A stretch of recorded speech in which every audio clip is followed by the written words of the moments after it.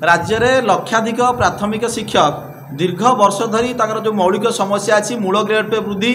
आउ जो ठिका कार्यकाल 6 वर्ष जोग और 6टी नेशनल इंक्रीमेंट दीर्घ वर्ष हम सरकार प्रतिश्रुति देते बर्तमान सुधा पालन हो पारना।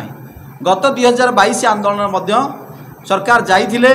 आंदोलन स्थल को जाते ये आपंकर न्याय दाबी आपण मैंने पाइबा दरकार किंतु अद्यावधि एपर्यंत तार किसी प्रोसेस है ना।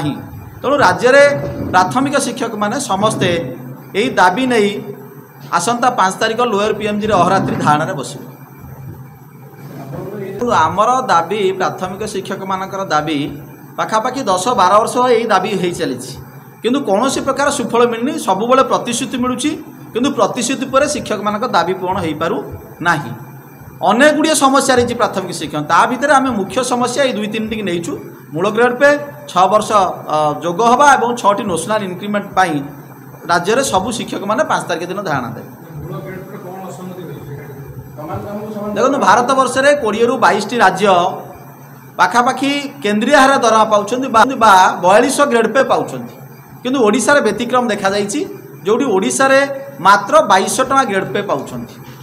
सेटा हूँ असंगति देखा भारत वर्षर सब राज्य भितर ओडिशार कथा समान काम को समान दरमा और अन्य इश्यू केंद्र सरकार स्तर में दाबी होती राज्य सरकार पाखे दाबी होती सुप्रीमकोर्ट ऑर्डर देती जे समान काम को समान दरमा दि जाऊ। तेणु यहाँ को राज्य सरकार पालन करने आवश्यकता अच्छी नहीं जो मैंने रेगुलर प्लाटफर्म आसचंती सेमानकर एनपीएस वर्ग में आसचंती तेणु से क्षेत्र में यही मूल दाबीटा को आम रखीचे चाकरी सत्ता बेले अन्य जो समस्या अच्छी से अलग प्लाटफर्म में डिस्कसन कर।